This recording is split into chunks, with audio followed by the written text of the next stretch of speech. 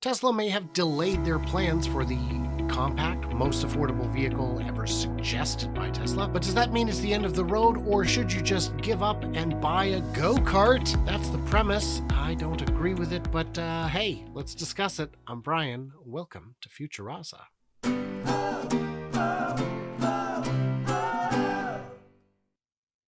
Quick thanks to everybody who chooses to support the channel. This is a very tough endeavor. Financially, it is quite difficult. You can support on Patreon, YouTube, X, all those things help out quite a lot. Thank you so much for your decision to support the channel.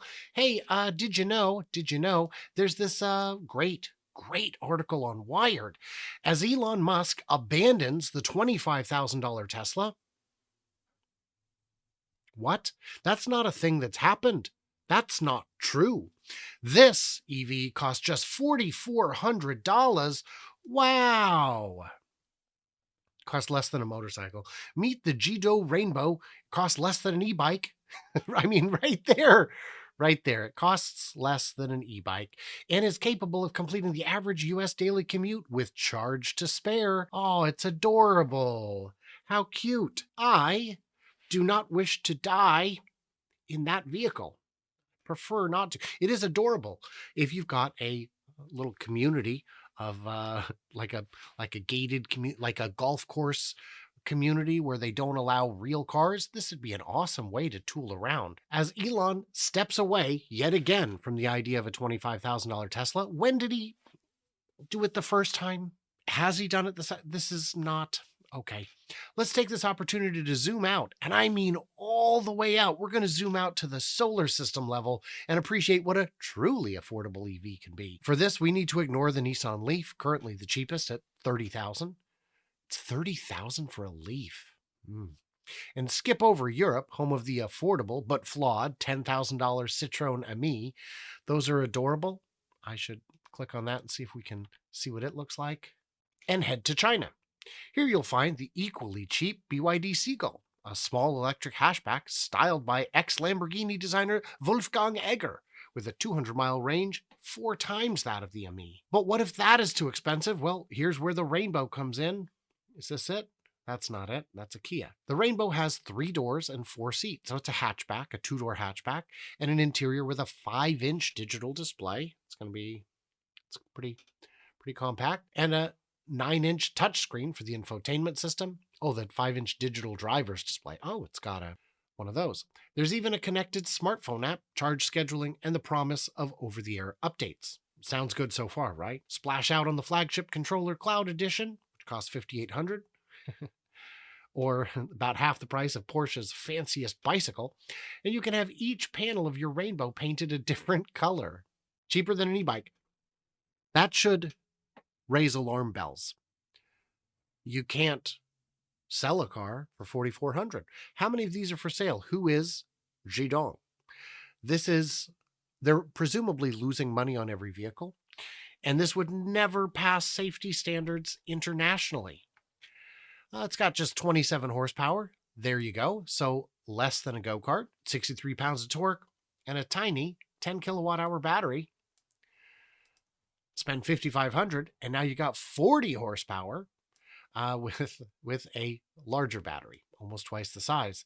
Range is between 78 and 127 miles using China's generous CLTC testing standard. Yeah, kind of like to consider that a joke. So first of all, it's not going to be in this range, although it might be close considering you're probably not going highway speeds. Can you do your average commute without a highway?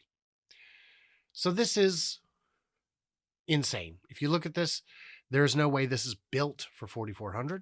And if you're doing a low volume, you can afford to lose money on each vehicle. Remember, there are hundreds of EV makers in China. Most will not survive. Yeah, it's small, measures 10 feet long. 10 feet. Oof, that's very small. 5 feet wide. Oh, wow, 5 feet. Ooh. This is, of course, tiny by modern Western standards, and on a U.S. highway packed with pickups, the Rainbow would feel downright vulnerable because it would be. But small cars aren't as unusual elsewhere. The Rainbow is larger in every direction than an original Mini or Fiat 500 from the 60s, each of which sold in their millions in the 60s. It's actually fractionally too wide to qualify as a K car in Japan. That's the smallest category vehicle allowed on expressways in Japan, and which qualify for lower tax and insurance rates along with parking advantages. Could a fleet of these tiny ones work in Europe and the US? So I'll answer the question for the US, and maybe I'll get someone on. If you want, I can discuss this with Jan from Tesla Fix. I'm going to be visiting with him in about a week and a half. I'm going to be out in Austria for the X Takeover. It's going to be so much fun. Let me know in the comments if you're joining us, but let me know in the comments if you'd like us to discuss this. But let's discuss, would it work in the US? No. The first reason is shipping it here is going to be $1,000 or $2,000. You can get it here for probably $1,000. Getting it off the boat and to the destination is probably another $1,000 or $2,000. That's just what shipping costs. It's expensive. Then you've got the import tariff, 28% on $4,000 or $5,000. Not that bad, but that's another $1,000 right there. We're up to $8,000, $9,000, and we haven't considered the biggest factor. Not only would this no way on earth qualify under US safety standards, but the biggest factor is they're surely losing money on each unit. You can't scale when you're losing money on a per unit basis unless you have infinite cash to burn. And even then, a lot of companies struggle with that. Lucid seems to have infinite cash to burn, but they can't lower the price enough to actually move the volume. Their volume is not doing great. Desire for small vehicles. So this car would cost, and we see this with Chinese cars a lot. The BYD Seagull is quite affordable in China, but by the time it gets to Europe, with the options and safety standards expected in the European market, with the shipping cost, with the import tariff, with the time it costs to ship it. Time is money. If you've got millions of dollars locked up on a boat for 2 months, that costs a lot of money. You have to floor that money. Flooring is generally about 1% or 2% a month. Add 1% or 2% to the price per month that it's in transit. That's why companies love to localize their factories. And that's why Chinese cars in Europe are not appreciably cheaper than other brands. Both cars were built to be using new and efficient manufacturing process called iStream. And even it passed a 35-mile-an-hour crash test with 0 cabin intrusion. So this is on a different car. Is this the dawn of the microcar age? Again, adorable. But 5 feet wide at the edges, meaning less on the interior. Boy, that's not room for intrusion. There is no room for intrusion. If you got T-boned in this, your face will touch the other vehicle's grille. Let's just do airbags. Airbags, no results. Zhidou was founded in 2006, later revealed a very small car and modestly equipped electric microcar, the D1. So succeeded by the D2. Clever. A similarly small EV that took it beyond China and into Europe, thanks to its use in Italy by Sharengo, a car company. And they went bankrupt. And they've restructured, led by Geely and IMA Technology Group, brought it back to life. And yeah, Geely, very real. Volvo, Polestar, Lotus. These are not Volvos or Polestars or Lotuses or Loti. I know.